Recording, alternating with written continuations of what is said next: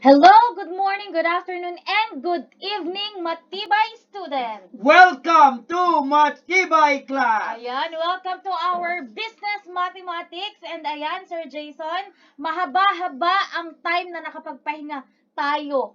O, dapat Tayo, na, oo tayo. dahil exam lang Tayo? last week ng grade 11. Ay, Pero question tayo mark. mga teachers, wala naman tayong Diretso pa rin pahinga. naman. Pero at least, di ba, nakapagpahinga pa rin kahit papaano. Oo. At dahil nakapagpahinga sila, this week. Sorry man tayo, tabi Sorry, sa man. Amando. This week, 16 tatlo. Dahil nakapagpahinga, 16 ang module natin ngayon. Char. Pero syempre, okay, Tatlo. okay lang yan, Ma'am Titin, in preparation for their upcoming examination. Yes, and isa pa na nakakatawa is na-meet natin sila last week. Hindi man lahat ng ABM students ay na-meet natin, pero soon, mamimit din natin ang 1, 2, 3, and 4. Oo, at maraming nag-enjoy sa ating Hep Hep Hooray. Yes. Oo, Hindi ko maraming lang sure nagulat. kung merong mga nasaktan ng balakang, gano'n. Kung meron man, i-enjoy nyo lang yan mga anak kasi Yes. mararanasan natin yan sa mga susunod pang mga araw. More. Okay, and dahil dyan, let us now start with our module 13, and it is all about, May nagpapa-shoutout yata, wala naman. wala pa naman Wala so far.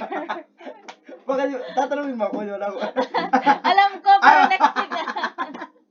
Differentiating profit from loss. And Ano that daw ang kaibahan ng Profit puhunan? sa loss. Wait lang, may kumakatok mga bisita ni Sir Jason, yung Oo, 3 years ganyan. old niyang pamangkin, para matuto din daw siya ng math.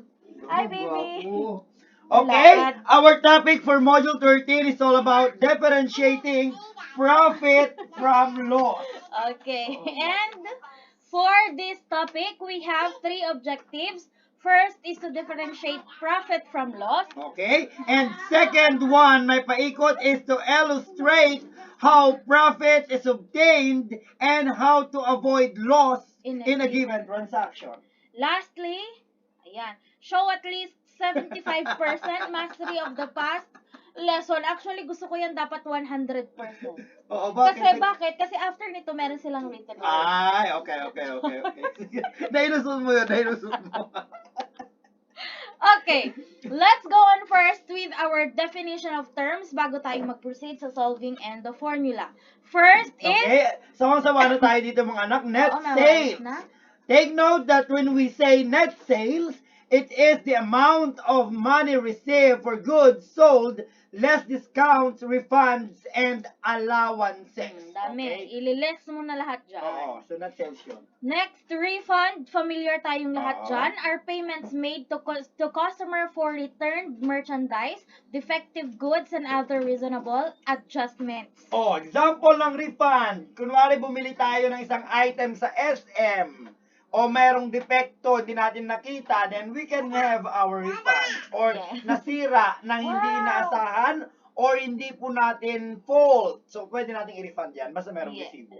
Yes, basta merong resibo, importante yon. Next, cost of goods sold includes the actual amount paid for goods and the buying expenses such as transportation or freight charges. Yes. So, dapat nakasama na dyan yung mga expenses mo ng transportation and freight charges. So, yun ang cost of goods Gross sold. profit or margin, the difference between the net sales and the cost of goods to the merchant. So, ipagmaminus mo Yes. yung dalawa. Yung And matitira, gross loss from the word loss, syempre, Lugi. when the net price of an item is less than its cost. Yes. Okay. Okay. Meron pa ba? Okay, note. Take note mga anak that gross means total or... Merong nagbabaril siya. May tubig. Water gun pala yun. Sorry. Gross means total or without any deduction, while net means the remaining amount after all deductions has been made. Made. So take note, yung gross without any deduction, so yung buong buo pa siya. Pag Yes. sinabi namang net, na i-less na lahat ng kailangan mo. O, ito na lang, ma'am. Ilan? Gross. Gross salary tayo. Kung ayaw nyo lang say. Yung gross Sige. salary, ma'am, yun yung talagang sahod mo per month. Yes. Pero pag sinabi nating net, Net salary, income. nabawas na dun si SSS, Nabawas na yung absent, yeah, yan. late, lahat na ng iyong benefits na kailangan i-less, naka-less na po doon. Yun po ang net income or ang net na tinatawag. And, okay, we have our formulas. we have our formula for gross profit is net sales minus cost of goods sold. Gross loss is equal to cost of goods sold minus net sales profit and loss. Okay, take note also that sales minus cost of goods sold is equal to gross profit minus expenses. It is equal daw kay net profit. Alam ng mga ABN yan, Ma'am Tintin, gaya nung face-to-face, hindi tayo masyadong gumamit ng nag-rely sa formula. formulas. Let's, Okay. sabi nga namin, the problem will lead you to its solution. Yes. Okay. At dahil dyan, let us now proceed with our Examples! Mamulina, will you please read? A retailer bought 6 baskets of eggs. Each basket costs 252 pesos and contains 5 dozens of eggs. He sold them at 2 eggs for 11 pesos. At that rate, what is the profit on the 6 baskets of eggs? Okay. In this kind of problem, mga anak, okay, there is no such exact formula. Isn't it, Ma'am Tintin? Yes. Pero para mas maintindihan natin, para makuha natin yung sagot, bigyan natin ng kwento. Sige. Diba? Mas maganda. Mas magandang i-analyze natin at bibigyan natin ng kwento. Okay? Sige. Sige, bigyan natin ng kwento. Si Ma'am Tintin daw, bumili ng 6 na basket 6 na basket ng itlog. So, 6 baskets of egg. Okay? Each basket daw ay nagkakalaga ng 250 pesos. 252 pesos. So, Yes. yung 6 na basket ay nagkakalaga ng 252 pesos. Okay? And contains 5 dozens of baskets ay of Eggs. eggs. Okay? So, each basket daw ay May merong tigli-limang dosena. tigli-limang dosena. If you sold them at 2 eggs for 11 pesos, at that rate, what is the profit on the 6 baskets of egg?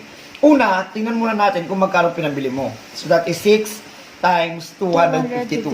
6 na basket ang binili mo, ma'am. Binili mo siya ng each basket na 252. So magkano pinabili ni Ma'am Tintin? 252 Times times 6 is equal to 1,512.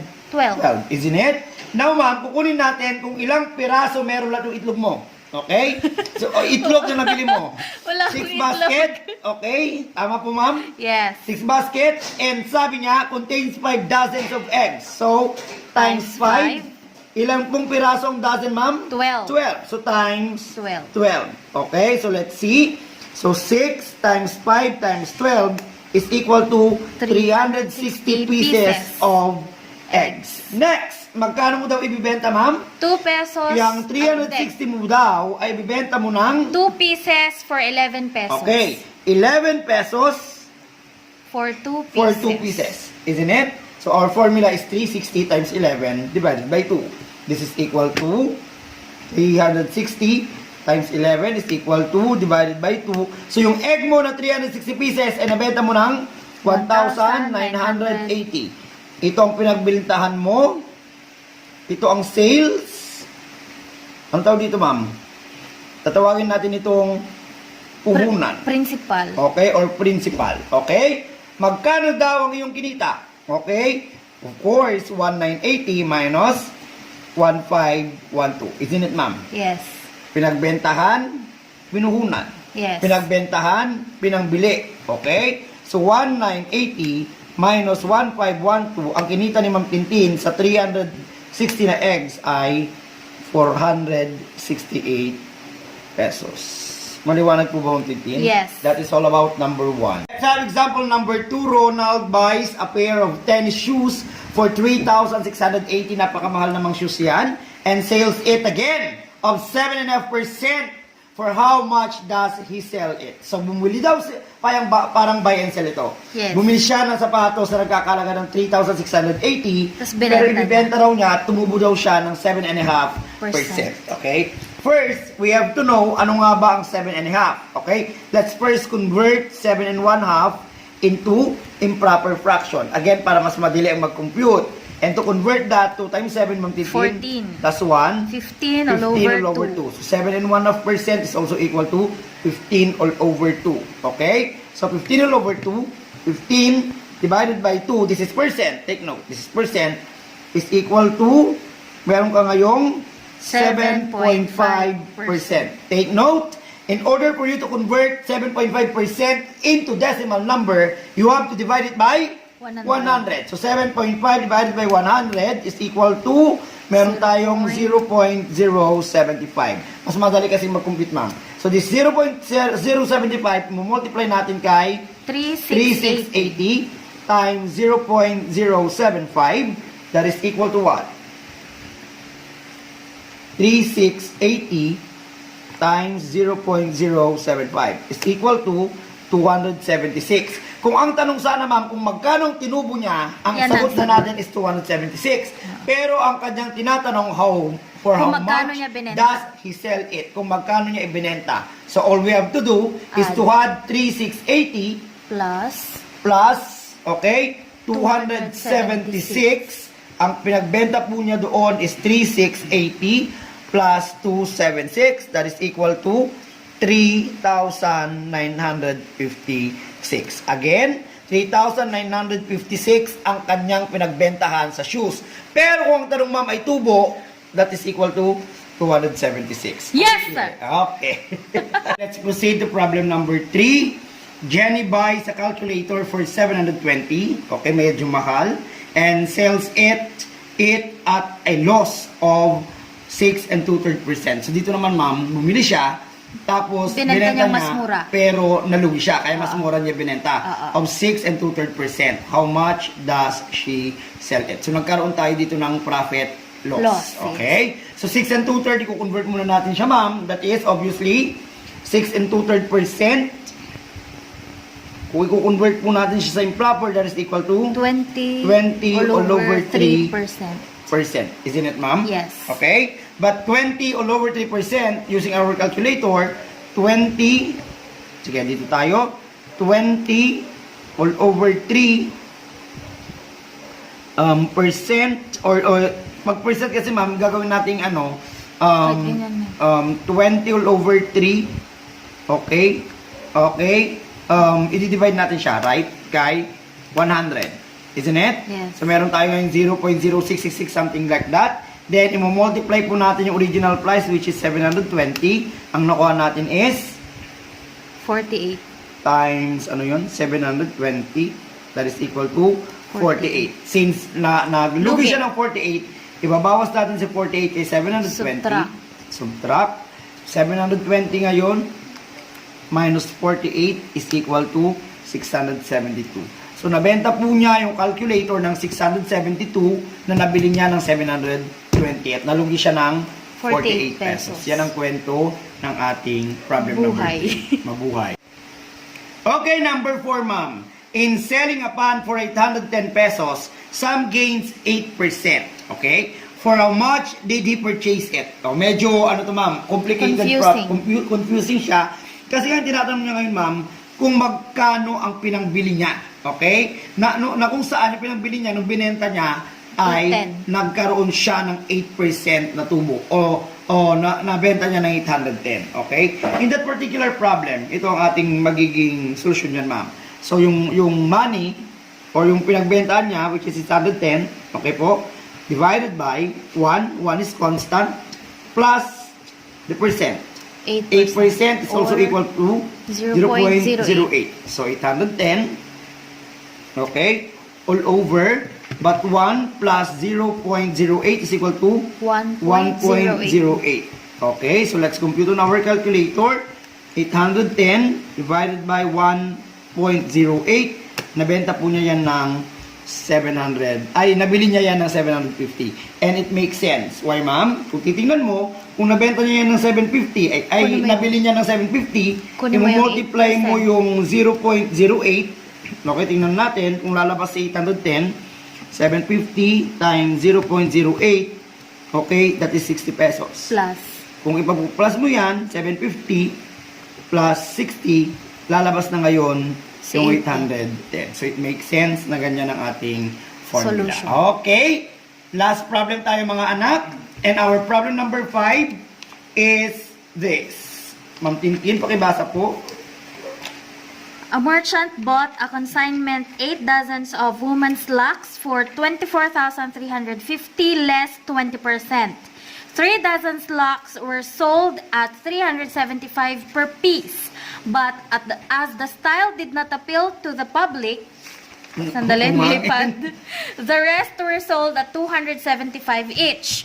What was his gross profit or loss? Okay, so maganda yung kwento, may kwento. A merchant bought an consignment 8 dozen of women's slocks for 24,350, less 20%. Okay? So yung 8 dozen muna, 8 dozen daw. Yung 8 dozen, ma'am, Is equal to is equal to 24,350. Pero base sa Less- kwento, ma'am, magle-less tayo ng 20%. Yes. So let's multiply it by times 0.20 equal to, so 24,350 times 0.20, ang na-less po niya is 4,870. So i-minus muna po natin ito. So price na pinagbili niya, 24,350 minus 4,870. So yung 8 dozen ang nabili po niya sa halaga ng minus 4,870 is equal to 19,480. So ito po ang pinangbili niya sa 8 dozen. Okay? Next sentence, 3 dozen slocks were sold at 375 per piece. Okay, so per piece. Yes. So yung 3 dozen, ilang pong 3 piraso times yun? 12, 36. 36. Okay, yung 36 pieces daw, Binenta niya ng binenta niya ng 375 375 each. So Times. 36, times wag na po tayo dito, 36 times 375 equal to 36 times 375 is equal to 13,500. Okay, so sa 36 pieces, meron na siyang 13,500. Next sentence. But as the style did not appeal to the public, the rest were sold at 275 each. So ang natitira ngayon, ma'am, is 5 5 dozen. And yes. 5 dozen, ilang pieces yun? 60. 60. 60 pieces yung natitira. Ibinenta daw niya ng 275. Are we clear, ma'am? Yes. Okay? So 60 times 275 is equal to 16,500.